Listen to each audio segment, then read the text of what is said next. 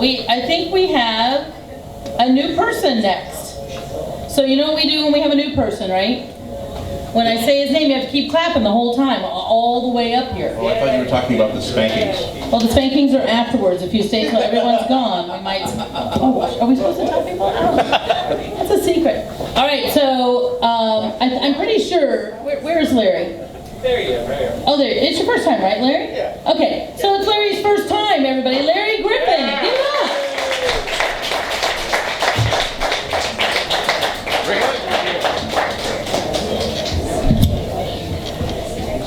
Untangle that.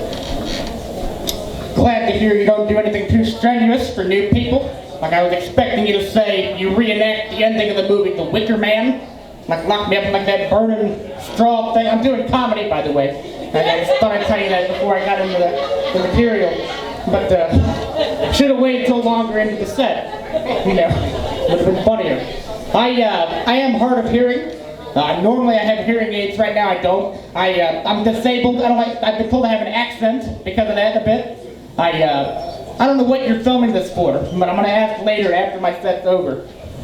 You know, by the way. But I am disabled. I don't like to be called disabled, by the way. There are real disabled people out there. You know, there's babies born with like that sloped head thing, whatever that's called. I'm not a science major or a doctor. I don't know. There's babies born with 2 heads. There's babies born with other kinds of heads, but I don't have all night. So I'm just gonna go with those 2.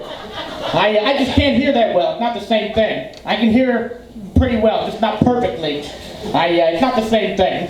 I'm disabled in the way that the college frat kid drinking Guinness on St. Paddy's Day is Irish.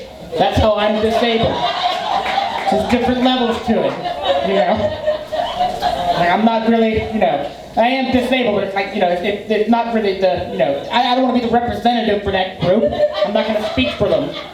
That wasn't the funny part. I'm glad we all, you know, you're laughing at that, you know. Yeah.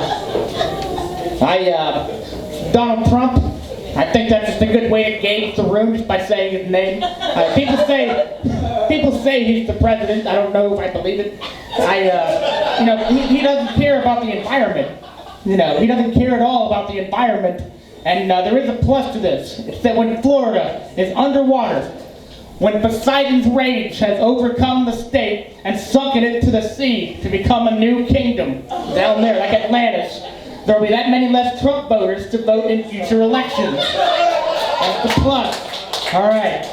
It's not a Trump crowd. I didn't gauge the crowd before that, so I'm glad we're on the same page here. No, the people I'm talking about are not going to the mainland with the rest of us. They're going down with the fucking ship. They're staying here. You know, they got they got everything they need in their place, their trailer, right by the ocean. That's not a danger at all.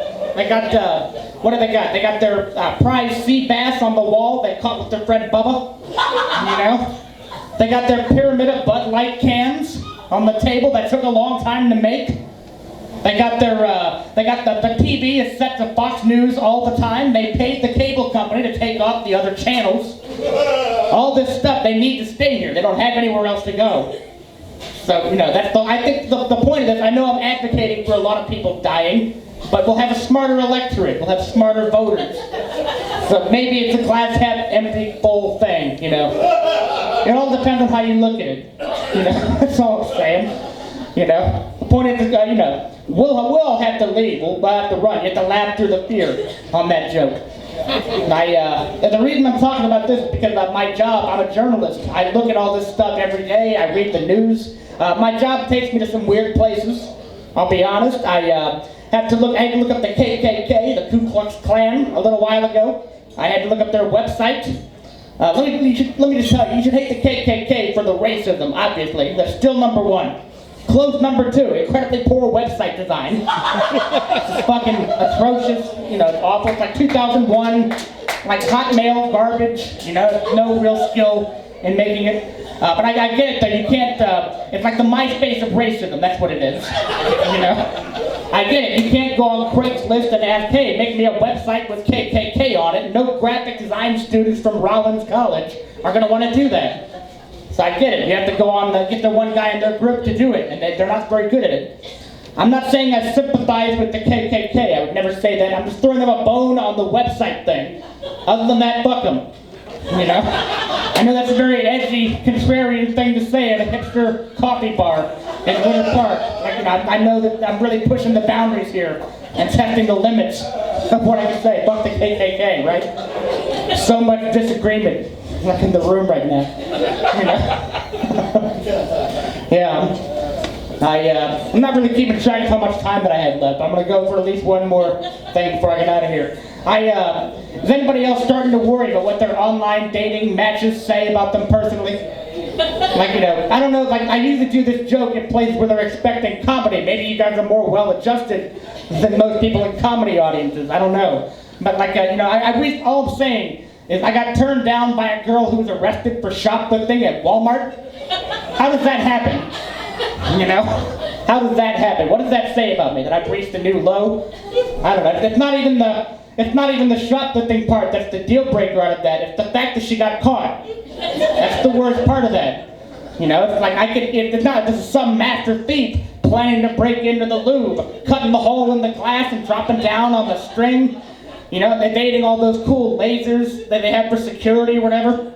You know, I don't know how any of that stuff works. I would date that girl, though. The thief who breaks into the Louvre, I would go for that. That'd be interesting. Be living on the